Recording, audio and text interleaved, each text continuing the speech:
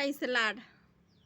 యోబు 5వ అధ్యాయం 19వ వచనం. 6 బాధలలో నుండి ఆయన నిన్ను విడిపించును, 7 బాధలు కలిగినను నీకు ఏ కీడును తగులదు. 6 అంటే మనిషి సంఖ్య.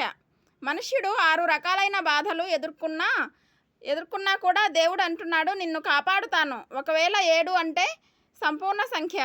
7 అంటే మనిషి భరించలేనన్ని బాధలు. ఎన్ని రకాలుగా నీకు బాధలొచ్చినా, భరించలేనన్ని బాధలొచ్చినా, ప్రజలందరూ నిన్ను ఇబ్బంది పెట్టినా, అసూయపరులు నిన్ను దుఃఖపరిచినా, నీ చుట్టూ ఉన్నవారు నీకు రకరకాల ఆటంకాలు కలగజేసినా, 1 కాదు, 2 కాదు, 6 కాదు, 7 అంటే సంపూర్ణంగా నిన్ను బాధ పెట్టినా ఏ కీడు కలగకుండా నిన్ను నేను తప్పిస్తాను అంటున్నాడు దేవుడు.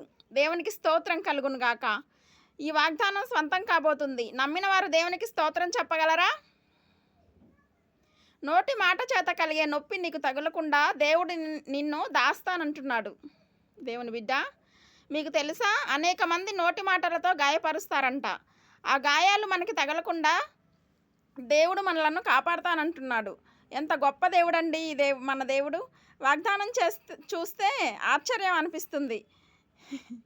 కొన్ని మాటలు బైబిల్లో అద్భుతంగా ఆయన మాటలు ఉన్నాయి. 21వ వచనంలో అంటాడు, యోబు 5వ అధ్యాయంలో ఆయన మాటలు ఎంతో అద్భుతంగా ఉన్నాయి. 21వ వచనం అంటాడు, నోటి మాటల చేత కలుగు నొప్పి, నోటి మాటలతో నొప్పి కలుగుతుందంట. కొంతమంది మాటలు చూడండి, వాళ్ళు పలికే మాటలు ఇతరులకు నొప్పి కలిగించే మాటలు. అందుకే వాళ్ళు నాలుకను బాణాల్లాగా వంచి ఇతరులకు గాయం తగిలేలా మాట్లాడతారు. వీళ్ళు సర్పసంతానము అంటాడు. బైబిల్లో ఈ సర్పసంతానం మనుషులు అంటే చీకటి గుణాలు కలిగిన మనుషులు. వారి నాలుకను బాణంగా మార్చి వినేవాడి చెవులకు దుఃఖం కలిగేలాగా ఆ వ్యక్తిని టార్గెట్ చేస్తారో, ఏ వ్యక్తిని, ఆ వ్యక్తి కృంగిపోవాలని వాళ్ళ ఉద్దేశం. ఆ వ్యక్తికి అవమానం కలగాలని, ఆ వ్యక్తికి ఉన్నటువంటి పేరు పాడైపోవాలని, ఆ వ్యక్తి మీద ఉన్న గౌరవం పోవాలని, ఆ వ్యక్తిని అందరూ తూలనాడాలని, అదొక ఉద్దేశంతో వారు టార్గెట్ చేస్తారు.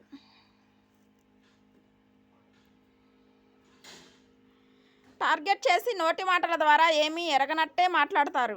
కానీ వాళ్ళ ఉద్దేశం ఏంటంటే అవతల వ్యక్తి ఎలాగైనా గాయపరచబడాలి, అతను బాధపడాలి, వాళ్ళు కృంగిపోవాలి, వాళ్ళ జీవితం పూర్తిగా అందరి చేత అవమానపరచబడాలి అనే చీకటి ఆత్మ ఆలోచనలతో కొంతమంది వారి నాలుకలను పదును పెడతారట.